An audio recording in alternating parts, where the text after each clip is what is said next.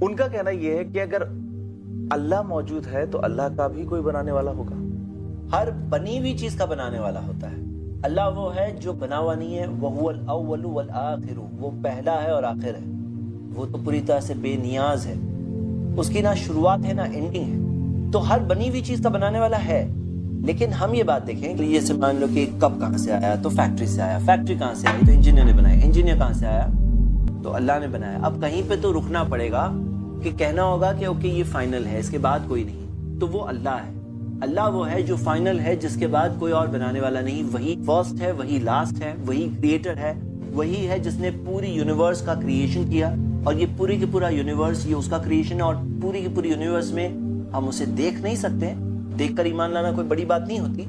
ہم اس کی نشانیوں کو دیکھ سکتے ہیں. ایسی کلیئر نشانیاں جو کلیئرلی پوائنٹ کرتی ہے کہ یہ دنیا ایسے ہی نہیں بن سکتی تھی. یہ دنیا کی بگننگ ہے، یہ سب کریشن ہے. یہ بنانے والے نہیں ہیں، یہ مخلوق ہے، یہ ڈیپینڈنٹ ہے. یہ انربھر نہیں ہے، یہ نربھر ہے، ڈیپینڈنٹ ہے. اللہ وہ ہے جو ڈیپینڈنٹ نہیں ہے. اسے نہ کھانے کی ضرورت ہے، نہ نیند کی ضرورت ہے، نہ آرام کی ضرورت ہے.